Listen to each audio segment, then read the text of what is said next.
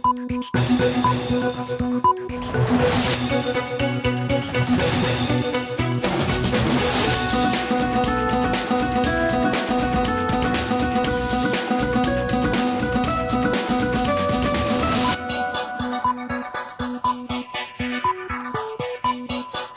স্বাগত দুপুরের মাছরাঙা সংবাদে। আপনাদের সঙ্গে আছি নাবিলা ফেরদৌস। শুরুতেই গার্ডিয়ান লাইফ ইন্স্যুরেন্স সংবাদ শিরোনাম।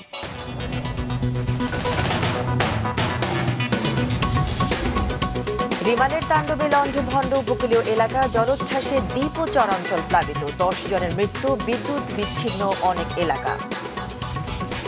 দুর্বল হয়ে গভীর নিম্নচাপে পরিণত ঘূর্ণিঝড় রিমাল, মহাবিপদ নামিয়ে 3 নম্বর সতর্কতা সংকেত জারি, কাল সন্ধ্যা পর্যন্ত বৃষ্টির পূর্বাভাস। এমপি আনার হত্যার তদন্তে কলকাতার নিউ টাউনের সঞ্জীভা গার্ডেন্সে ডিবির দল, খুলনার চরমপন্থী নেতা শিমুল ভূঁইয়ার বিচার চান ভুক্তভোগীরা। এবার বিস্তারিত সংবাদ। খুলনার সাতক্ষীরা ও ভোলায় ঘূর্ণিঝড়ের প্রভাব সম্পর্কে জানিয়েছেন আমাদের সহকর্মীরা।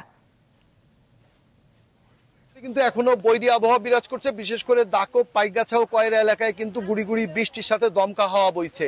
এখনো পর্যন্ত জেলা প্রশাসনের পক্ষ থেকে আমাদের জানানো হয়েছে যে 10,000-এর বেশি ঘরবাড়ি সম্পূর্ণরূপে বিধ্বস্ত হয়েছে। এবং এই যে বেড়িবাঁধ দেখছেন আমার পেছনে, এটা পাইকগাছার লস্কর উপজেলার বেড়িবাঁধ। এই বেড়িবাঁধের কিন্তু বেশ কয়েক জায়গায় ভাঙন ধরেছে। পানি উন্নয়ন বোর্ডের পক্ষ থেকে আমাদেরকে জানানো হয়েছে যে জেলার প্রায় 36টি জায়গায় কিন্তু এরকম বেড়িবাঁধে ভাঙন ধরেছে এবং পানি উপচে কিন্তু বেশ কয়েকটি গ্রাম প্লাবিত হয়েছে। এবং এইসব জায়গায় কিন্তু মানুষ স্বেচ্ছাশ্রমে কাজ করছেন এবং তারা কিন্তু বাঁধগুলো রক্ষণাবেক্ষণের চেষ্টা করছেন। এদিকে মৎস্য বিভাগের পক্ষ থেকে আমাদের জানানো হয়েছে যে পাইকগাছা এবং কয়রা এলাকায় 20,000-এর বেশি মৎস্য ঘের ভেসে গেছে এবং এখনো পর্যন্ত কিন্তু আশ্রয় কেন্দ্রগুলিতে 604টি আশ্রয় কেন্দ্রে 1 লক্ষেরও বেশি মানুষ অবস্থান করছেন। তারা কিন্তু বাড়ি ফিরে যেতে পারেননি। প্রশাসন কিন্তু ক্ষয়ক্ষতি নিরূপণের চেষ্টা করছেন এবং সব জায়গা থেকে তথ্য নিয়ে তারা কিন্তু যাদের যে ত্রাণ প্রয়োজন সেটা দেওয়ার ব্যবস্থা করছেন। প্রলয়ঙ্কারী ঘূর্ণিঝড় রেমালের প্রভাবে সাতক্ষীরা উপকূল লন্ডভন্ড হয়েছে। উপকূলীয় এলাকার অনেক স্থানের ভেড়িবাঁধ ক্ষতিগ্রস্ত হয়েছে, যেগুলি স্থানীয়ভাবে মেরামতের উদ্যোগ নেওয়া হয়েছে। অনেক স্থানে গাছপালা উপড়ে গেছে, গাছ ডাল ভেঙে রাস্তা বন্ধ হয়ে গেছে, সেটা স্থানীয়ভাবে লোকজন সরানোর চেষ্টা করছে। এবং গতকাল যখন উপকূল অতিক্রম করে তখন বাতাসের গতিবেগ ছিল ঘন্টায় 72 কিলোমিটার এবং সকাল পর্যন্ত বৃষ্টিপাত রেকর্ড করা হয়েছে 66 মিলিমিটার। সাতক্ষীরা জেলা প্রশাসনের পক্ষ থেকে আমাদেরকে জানানো হয়েছে 40,000 মানুষ ও আশ্রয় কেন্দ্রগুলিতে আশ্রয় নিয়েছে এবং 8 শতাধিক কাঁচা ঘরবাড়ি ভেঙে গেছে এবং শত শত বিঘা মাছের জমি, মাছের ঘের একাকার হয়ে গেছে। সকাল থেকে বিদ্যুৎবিহীন অবস্থায় রয়েছে অনেক সাতক্ষীরার অনেক অঞ্চল। ভোলার উপর দিয়ে গতকাল ঘূর্ণিঝড় রেমালের যে প্রভাব পড়তে শুরু হয়েছে তা এখনও অব্যাহত রয়েছে। গতকাল রাতে এই ঘূর্ণিঝড়ের আঘাতে বিভিন্ন এলাকার গাছপালা বিধ্বস্ত হয়েছে, পাশাপাশি অসংখ্য ঘরবাড়িও বিধ্বস্ত হয়ে বলে জানিয়েছেন ভোলার ঢালচর এবং চরপাতিলা কুকরিমুখী এলাকার বাসিন্দারা এবং সেই এলাকার ইউপি চেয়ারম্যানরা আমাকে জানিয়েছেন যে ঢালচরে অসংখ্য গবাদি পশু সেখানে ভেসে গেছে। কুকরিমুখী এবং চরপাতিয়া এলাকায় বহু মানুষ পানিবন্দী অবস্থায় রয়েছে, সেখানে শুকনো খাবারের ব্যবস্থা করা হয়েছে। এছাড়া ভোলার লালমন উপজেলায় এবং দৌলতখান উপজেলায় ঘর চাপা পড়ে একজন নারী ও একজন শিশুর মৃত্যু হয়েছে। এই মুহূর্তে আমি এখন জেলা প্রশাসক কার্যালয়ে অবস্থান করছি, কিন্তু বাইরে প্রচুর পরিমাণ ঝড়ো বাতাস এবং বৃষ্টি বইছে। এলাকায় জুড়ে পুরা জেলায় বিদ্যুৎবিহীন অবস্থায় রয়েছে এবং মোবাইল নেটওয়ার্কও বিপর্যয় দেখা দিয়েছে। ঘূর্ণিঝড় রিমালের তাণ্ডবে দেশের উপকূলীয় অনেক এলাকা লন্ডভন্ড হয়েছে। খুলনা, বরিশাল, সাতক্ষীরা, ভোলা ও পটুয়াখালীতে এ পর্যন্ত 10 জনের মৃত্যুর সংবাদ পাওয়া গেছে। কয়েকটি জেলায় বিদ্যুৎ সরবরাহ বন্ধ রয়েছে। ভারী বৃষ্টি আর জোয়ারের পানিতে প্লাবিত হয়ে পড়েছে দক্ষিণাঞ্চলের জেলাগুলোর নিচু এলাকা। প্রতিনিধিদের পাঠানো তথ্য ছবি নিয়ে ডেস্ক রিপোর্ট। ঘূর্ণিঝড় রিমালের প্রভাবে নোয়াখালীতে ঝড়ো হওয়ার সাথে মাঝারি থেকে ভারী বৃষ্টি হচ্ছে। রোববার দুপুর থেকে মেঘনা নদীতে পানির উচ্চতা বাড়ার কারণে হাতিয়ার, হরণী, চানন্দি, নলচিরা, সুখচর, সোনাদিয়া, চরকিং সহ বিভিন্ন ইউনিয়নে নিচু এলাকা, নিঝুমদ্বীপ ইউনিয়নের 9টি ওয়ার্ড ও মেঘনা তীরবর্তী বেড়িবাঁধের বাইরের বাড়িঘর পানিতে প্লাবিত হয়েছে। নিঝুমদ্বীপ ও হাতিয়ায় পানিবন্দী হয়ে পড়েছে অর্ধ লক্ষাধিক মানুষ। হাতিয়ার নিঝুমদ্বীপের অবস্থা খুব খারাপ, মানে বেরি ভেঙে গেছে, পানি ঢুকে রাস্তাঘাট অনেক ডুবে গেছে, অনেক ব্রিজ ভেঙে গেছে। জোয়ারের পানিতে অনেক পুকুরের মাছ ভাসি গেছে, অনেক গরু ছাগল গাছ গোছাপুরি নষ্ট হয়েছে, ঘরদুয়ার নষ্ট হয়েছে। বিদ্যুৎ নাই আজকে 3 দিন নেই, বিদ্যুৎ আজকে 3 দিনে নেই, আজকে 3 দিন বিদ্যুৎ নেই। বিদ্যুৎও আমরা খুব কষ্টে আছি। ঝড়ে ভেঙে গেছে কয়েকশো কাঁচা ঘর, দোকানপাট ও গাছপালা। জোয়ারের পানিতে ভেসে গেছে নিঝুম দ্বীপের 7 শতাধিক মাছের ঘের। ভারী বৃষ্টিতে গ্রীষ্মকালীন সবজি ক্ষেতের ব্যাপক ক্ষতি হয়েছে। বিদ্যুতের খুঁটি উপড়ে পড়ায় জেলার 9টি উপজেলায় বেশিরভাগ এলাকা বিদ্যুৎহীন হয়ে পড়েছে। ভোলার লালমোহন উপজেলার পশ্চিমচর উমেদ ইউনিয়নের 7 নম্বর ওয়ার্ডে ঘর চাপা পড়ে এক নারী ও দৌলতখান উপজেলার পৌরসভার 2 নম্বর ওয়ার্ডের 3 বছরের এক শিশু মারা গেছে। ঢালচর ও কুকরিমুকরিতে জলোচ্ছ্বাসে প্লাবিত হয়ে ভেঙে গেছে বহু ঘর। মনপুরায় পানি উন্নয়ন বোর্ডের বেড়িবাঁধের বিভিন্ন পয়েন্ট ভেঙে প্লাবিত হয়েছে বিস্তীর্ণ এলাকা। বিদ্যুতে বিচ্ছিন্ন হয়ে পড়েছে পুরো জেলা। পটুয়াখালীর গলাচিপার পানপট্টি, রাঙাবালির চরমন্তাজ, আন্ডারচর, দুমকি উপজেলার আঙ্গারিয়া, মির্জাগঞ্জের চিত্রাকাঠি, রায়পুর সদরের সারিতালি, কলাপাড়ায় নিজামপুর, দেবপুর এলাকার বাঁধ ভেঙে গ্রামের পর গ্রাম প্লাবিত হয়েছে। প্রায় 20,000 পরিবার পানিবন্দী। ফসলের মাঠ, মাছের ঘের ডুবে গেছে। জেলার বাউফলে গাছ চাপায় মারা গেছে 2 জন। বিভিন্ন এলাকায় রাস্তাঘাটে পানি ওঠায় যোগাযোগ ব্যবস্থা বিচ্ছিন্ন হয়ে গেছে। পুরো জেলায় বিদ্যুৎ সরবরাহ বন্ধ। সাতক্ষীরা উপকূল এলাকায় ব্যাপক তাণ্ডব চালিয়েছে ঘূর্ণিঝড় রিমাল। জেলার দুর্যোগ ব্যবস্থাপনা কন্ট্রোল রুমের তথ্য মতে এখন পর্যন্ত 40,000 মানুষ আশ্রয়কেন্দ্রে রয়েছে। ক্ষতিগ্রস্ত হয়েছে প্রায় 800 ঘরবাড়ি। রওশন জাহান মিষ্টি, মাছরাঙা নিউজ ডেস্ক। ঘূর্ণিঝড় রেমালের প্রভাবে টানা বৃষ্টিতে চট্টগ্রামে সৃষ্টি হয়েছে ভয়াবহ জলাবদ্ধতা। গতরাত থেকে থেমে থেমে হালকা থেকে মাঝারি বৃষ্টি হচ্ছে পুরো জেলা জুড়ে। এতে ডুবে যায় নগরীর মুরাদপুর, বহদ্দারহাট, বাদুরতলা, হালিশহর ও বাকলিয়া শহর সব নিচু এলাকা। দোকানপাটেও ঢুকেছে পানি, নষ্ট হয়ে গেছে অনেক মালামাল।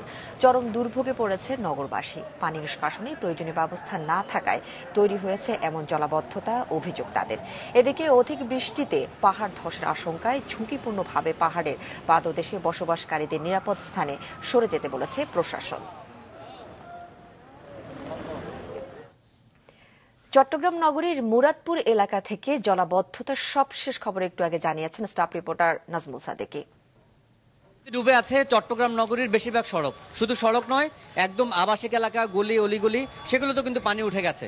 বলা যায় পানি মগ্ন হয়ে পড়েছে পুরো চট্টগ্রাম নগরী এবং মানুষের দুর্ভোগের কিন্তু শেষ নেই। এক হাঁটু পানিতে যেমন দাঁড়িয়ে আছি, ঠিক তেমনি পেছনে যদি দেখাই অনেকটা দূর পর্যন্ত যতদূর চোখ যাবে পানি আর পানি, কোনো দিকে পানি ছাড়া কোনো কিছু চোখে পড়বে না। এবং বলে রাখি যে মানুষজনের দুর্ভোগের কিন্তু শেষ নেই। যেহেতু কোনো গাড়ি চলছে না, সেই জন্য বাধ্য হয়ে মানুষ ভ্যান গাড়িতে করে চলতে হচ্ছে এই নগরীতে। এবং যেহেতু অনেক পানি, গাড়িগুলো বড় গাড়িগুলো চলতে পারছে না, তারাও কিন্তু সবগুলো গাড়ি কিন্তু সড়কের উপরে দাঁড়িয়ে আছে। এবং বড় গাড়ি বলতে পাবলিক গণপরিবহন যেমন রয়েছে, ট্রাক, কোনো গাড়ি কিন্তু চলতে পারছে না। একমাত্র বাহন রিক্সাতেই চলছে। এবং ভ্যান গাড়িতে করে আসলে যেহেতু মানুষজন দাঁড়িয়ে থাকতে হচ্ছে, গাড়িগুলো দাঁড়িয়ে থাকছে, সেজন্য ভ্যান গাড়িতে করে নিজের গন্তব্যের দিকে যাচ্ছে। এবং এই চিত্র কিন্তু শুধু এই একটি সড়ক আমি যেখানে দাঁড়িয়েছি সেটাই নয়, পুরো নগরীর বেশিরভাগ সড়ক এবং এলাকার চিত্র এটি। বলা যায় জলাবদ্ধতায় মানুষের দুর্ভোগের শেষ নেই এই চট্টগ্রাম নগরীতে। এদিকে সকাল থেকে রাজধানী জুড়ে মাঝারি থেকে ভারী বৃষ্টিপাত হচ্ছে। ঝড়ো বাতাসে কোথাও কোথাও গাছের ঢাল ভেঙে সড়কে পড়েছে। রাজধানীর প্রধান সড়কগুলোতে জলাবদ্ধতা না হলেও কিছু অলিগলিতে পানি জমেছে। এতে বিপাকে পড়েছেন অনেকেই। সকালে বৃষ্টির কারণে চরম দুর্ভোগে পড়েন অফিসগামী মানুষ। যানবাহন কম চলাচল করায় দুর্ভোগ আরও বেড়েছে। আবহাওয়া অধিদপ্তর জানিয়েছে সকাল 6টা থেকে দুপুর 12টা পর্যন্ত রাজধানীতে 71 মিলিমিটার বৃষ্টিপাত রেকর্ড করা হয়েছে। ঘূর্ণিঝড় রিমাল দুর্বল হয়ে বাংলাদেশ অতিক্রম করছে। আবহাওয়া অফিস বলছে দুপুর 3টা নাগাদ ঘূর্ণিঝড়ের কেন্দ্র ঢাকা অতিক্রম করবে। এর ফলে দেশের বিস্তীর্ণ এলাকায় আগামীকাল সন্ধ্যা পর্যন্ত থেমে থেমে বৃষ্টি ও ভারী বর্ষণ হবে। ঘূর্ণিঝড় রিমালের মূল কেন্দ্র আঘাত হানে রাত 12টা থেকে 1টার মধ্যে। আবহাওয়া অফিস জানিয়েছে ঘূর্ণিঝড়ের প্রভাবে ঢাকায় ভোর 6টা পর্যন্ত 35 মিলিমিটার বৃষ্টি রেকর্ড করা হয়েছে। চট্টগ্রামে সর্বোচ্চ 203 মিলিমিটার বৃষ্টি রেকর্ড করা হয়েছে।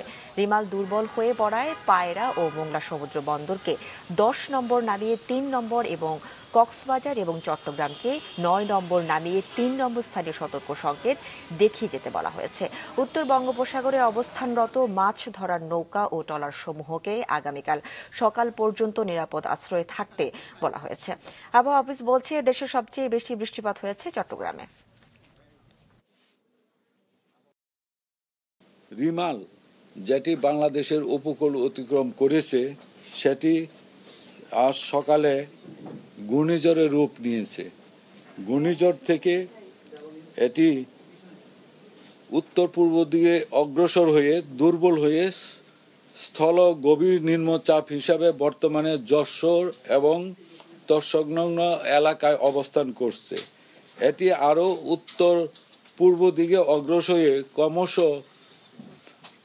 বৃষ্টিপাত জড়িয়ে স্থল নিম্নচাপে পরিণত হবে। ঘূর্ণিঝড় রিমালে ক্ষতিগ্রস্তদের পাশে দাঁড়াতে স্থানীয় জনপ্রতিনিধি সহ দলীয় নেতাকর্মীদের নির্দেশ দিয়েছেন ওবায়দুল কাদের।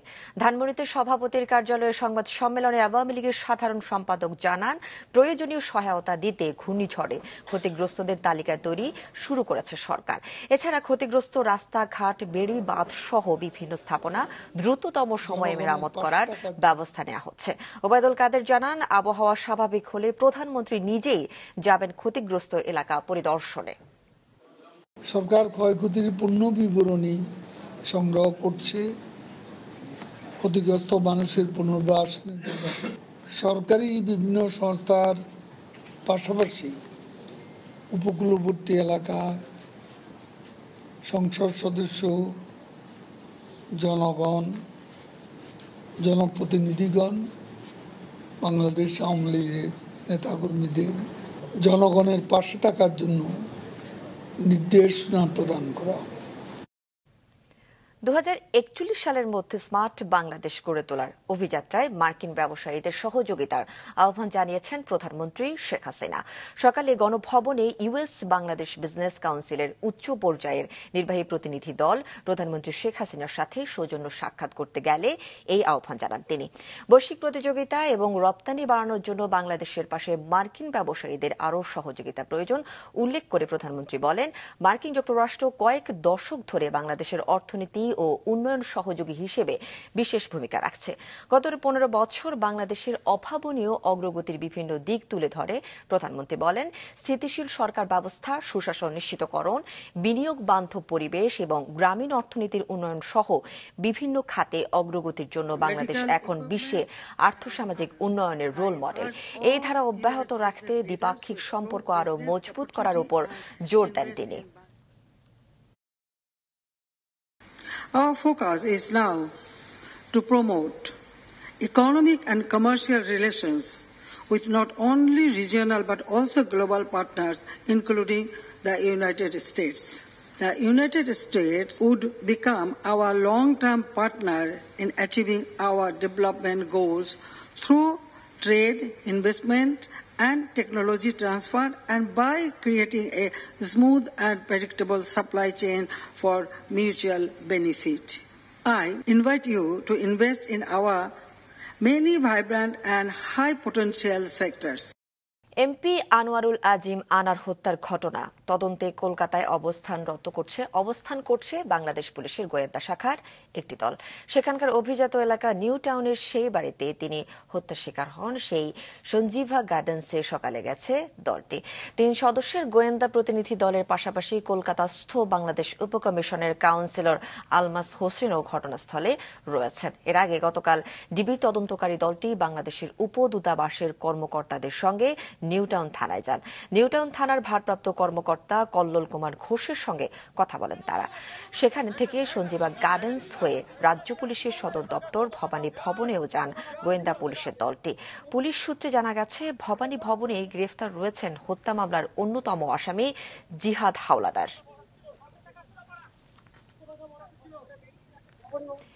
এমপি আনোয়ারুল আজিম হত্যা মামলায় গ্রেফতার আমানুল্লাহ ওরফে শিমুল ভূঁইয়া খুলনার চিহ্নিত চরমপন্থী নেতা। স্বজনরা বলছেন অপরাধীর বিচার হোক, আর শিমুলের নৃশংসতার শিকার ব্যক্তিরা বলছেন শিমুলের অস্ত্র ভাণ্ডার খোঁজার পাশাপাশি আইনের আওতায় আনা হোক তার সব সহযোগীকে। এসএম মিলনের ক্যামেরায় মোস্তফা জামালের রিপোর্ট। খুলনাবাসীর কাছে অত্যন্ত পরিচিত নাম শিমুল ভূঁইয়া, কিন্তু খুব কম মানুষই আছেন যারা তাকে দেখেছেন, তার সাথে কথা বলেছেন। অথচ তার নামে কি না হয় এই জেলাতে, সবকিছুই হয় নীরবে নিভৃতে, আতঙ্কে মুখ খোলে না কেউই। শিমুল ভূঁইয়া 1986 সালে চরমপন্থী দল পূর্ব বাংলা কমিউনিস্ট পার্টি এমএলএ যোগদান করে। 1991 সালে তাকে খুলনার পার্টির সদস্য করা হয়। ওই বছরই শিমুল ডুমুরিয়ার ইমরান গাজীকে হত্যা করে। এই মামলায় তার যাবজ্জীবন কারাদণ্ড হয়। 1998 সালের 18 আগস্ট ফুলতলা উপজেলা পরিষদের ইউএনএর কক্ষে চেয়ারম্যান সর্দার আবুল কাশেমকে সে গুলি করে হত্যা করে। 1999 সালের 20 মে রাতে পার্টির সদস্য গণেশকেও খুন করে শিমুল। এসব হত্যাকাণ্ডে তার সাথে জড়িয়ে পড়ে তার কয়েক ভাইয়ের নাম, তাই তার কর্মকাণ্ডে বিব্রত তারা। মনে করেন যে ভাই এটা খারাপ হলে কষ্ট লাগে, যেরকম একটা কাজ যে করেছে এটা আমরা ঘৃণা করতেছি। যেরকম একটা কাজ যদি করে থাকে আল্লাহ তার শাস্তি দিক, তার বিচার হোক। শিমুলের সন্ত্রাসী কর্মকাণ্ডে কয়েক বছর জেল খেটেছেন তার ছোট ভাই, বর্তমান দামোদর ইউনিয়ন পরিষদের চেয়ারম্যান শিপলু। এবারও সংসদ সদস্য হত্যায় শিমুল গ্রেফতার হওয়ার পর থেকে প্রশাসনের নজরদারিতে রয়েছেন তিনি। গত বৃহস্পতিবার আমি অফিস করেছি, অনেকে বলছে যে আমি বাড়িতে নেই, আমি তো বাড়িতেই আছি। আর আমার বিরুদ্ধে দেখানো হয়েছে যে আমি একাধিক হত্যা মামলার আসামি। আমার বিরুদ্ধে যদি একটা মামলা থাকে আমি এখনই রিজাইন দিই। আমার ভাই যদি কোনো কাজের সাথে ইনভলভ থাকে তার রেসপন্সিবিলিটি তার, আমারটা আমার। 2000 সাল থেকে 2013 সাল পর্যন্ত শিমুল যশোর কারাগারে বন্দী ছিল। এরপর জামিনে বেরিয়ে আত্মগোপনে চলে যায়। তার নেতৃত্বে 2010 সালের 16 আগস্ট দামোদর ইউপি চেয়ারম্যান আবু সাইদ বাদলকে ও 2017 সালের 25 মে ফুলতলা উপজেলা পরিষদের সাবেক চেয়ারম্যান সর্দার আলাউদ্দিন মিঠুকে হত্যা করা হয়। এভাবে সর্দার পরিবারের পিতা ও 2 ভাইকে হত্যা করা হলেও ধরাছোঁয়ার বাইরে চরমপন্থী নেতা শিমুল। অভিযোগ ভুক্তভোগী পরিবারের এক সদস্যের। কেউ কোনো কথা কয় না, তার উপরে এমপিও কথা কয় না, উপজেলা চেয়ারম্যানও না, আর চেয়ারম্যানের মতো সে বানায়, তার কী কথা করবে? তার লোকজন সব কিন্তু এলাকায় আছে। আমরা চাই এই অস্ত্র উদ্ধার অভিযানটা চলুক। তার যে অস্ত্র আছে এটা তো সবাই জানে, সে যে তার যে ক্রাইম হিস্ট্রি বোঝা যায়। এই অস্ত্র উদ্ধার অভিযানটা আমি দৌড় দাবি জানাই। শীর্ষ চরমপন্থী নেতা শিমুলের বিরুদ্ধে 5টি হত্যাসহ কয়েক ডজন মামলা রয়েছে। তবে এ বিষয়ে ক্যামেরার সামনে কথা বলছে না প্রশাসন। 60-এর দশকে খুলনাসহ দক্ষিণাঞ্চলের জেলাগুলিতে চরমপন্থীদের উত্থান ঘটে। সেই থেকে এই অঞ্চল পরিণত হয় চরমপন্থীদের ত্রাসের রাজত্বে। কিন্তু বিগত কয়েক বছর চরমপন্থীদের তৎপরতা চোখে না পড়লেও সাম্প্রতিক সময়ে ঝিনাইদহের সংসদ সদস্য হত্যাকাণ্ডে চরমপন্থীদের নাম জড়িয়ে পড়ায় এলাকায় আবারও আতঙ্ক ছড়িয়েছে যে চরমপন্থীদের নেটওয়ার্ক কি সক্রিয় হচ্ছে, আবারও কি আতঙ্কের জনপদে পরিণত হবে খুলনাসহ দক্ষিণাঞ্চল। মোস্তফা জামাল, মাছরাঙা সংবাদ, ফুলতলা, খুলনা। পুলিশের সাবেক আইজি বেনজির আহমেদ ও তার পরিবারের আরও সম্পদের খোঁজে অনুসন্ধান চলমান রেখেছে দুর্নীতি দমন কমিশন। জব্দ করা হয়েছে বেনজির ও তার স্ত্রীর সন্তানের নামে থাকা শতাধিক স্থাবর সম্পদ, একাধিক ফ্ল্যাট এবং 33টি বেশি ব্যাংক অ্যাকাউন্ট। সকালে দুদকের আইনজীবী অ্যাডভোকেট খুরশিদ আলম সাংবাদিকদের জানান, বেনজির আহমেদের সম্পূর্ণ সম্পদের খোঁজে কাজ করছে দুদকের অনুসন্ধান দল। এর আগে গতকাল বেনজির আহমেদ ও তার স্ত্রীর সন্তানের নামে থাকা আরও 113টি দলিলের সম্পদ এবং গুলশানের 4টি ফ্ল্যাট জব্দ ও তাঁদের নামে থাকা শেয়ার অবরুদ্ধ করারও আদেশ দেওয়া হয়। এর আগে আদালতের আদেশে বেনজির ও তার স্ত্রী সন্তানের নামে থাকা 345 বিঘা জমি জব্দ এবং 33টি ব্যাংক অ্যাকাউন্ট অবরুদ্ধ করা হয়। এ বিষয়ে আদালতের আদেশ বাস্তবায়ন শুরু করেছে দুর্নীতি দমন কমিশন। কালকে যেটা জব্দ করেছে 119টা ডিটের যে প্রপার্টিগুলো, যার মধ্যে 4টা অ্যাপার্টমেন্ট আছে আর কিছু শেয়ার আছে। একটা ব্যাংকের দেখা যাচ্ছে 30 লক্ষ টাকার সঞ্চয়পত্র জব্দ করেছে। তো মোটামুটি এখনও আপনাকে পূর্ণাঙ্গ চিত্র দেওয়া কঠিন হবে, কারণ অনুসন্ধান চলমান। অনুসন্ধান চলার অংশ হিসাবে এই দুটো জব্দের আদেশের জন্য আমরা আবেদন করেছি। আদালত সদয় বিবেচনা করে জব্দ দিয়েছেন। ভবিষ্যতে কি হবে না হবে এই মুহূর্তে বলা যাচ্ছে না। টোটাল পূর্ণাঙ্গ চিত্র পাওয়া যাবে অনুসন্ধান কার্য শেষ হলে। দুপুরে সংবাদ শেষ করছি, যাবার আগে গার্ডিয়ান লাইফ ইন্স্যুরেন্স সংবাদ শিরোনামগুলো আরও একবার।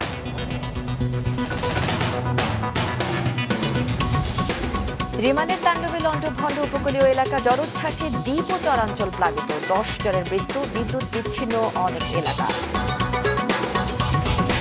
দুর্বল হয়ে গভীর নিম্নচাপে পরিণত ঘূর্ণিঝড় রিমাল, মহাবিপদ নামিয়ে 3 নম্বর সতর্কতা সংকেত জারি, কাল সন্ধ্যা পর্যন্ত বৃষ্টির পূর্বাভাস। এমপি আনার হত্যার তদন্তে কলকাতা নিউ টাউনের সঞ্জীভা গার্ডেন্সে ডিবির দল, খুলনা চরমপন্থী নেতা শিমুল ভূঁইয়ার বিচার চান ভুক্তভোগীরা। এ ছিল এখনকার মতো। ফেসবুকে আপডেট পেতে ভিজিট করুন মাছরাঙা টেলিভিশনের পেজে, ইউটিউব চ্যানেলেও দেখতে পারেন আমাদের সংবাদ প্রতিবেদন ও অনুষ্ঠান। আমাদের পরবর্তী সংবাদ বিকেল 5টায় দেখার আমন্ত্রণ রইল।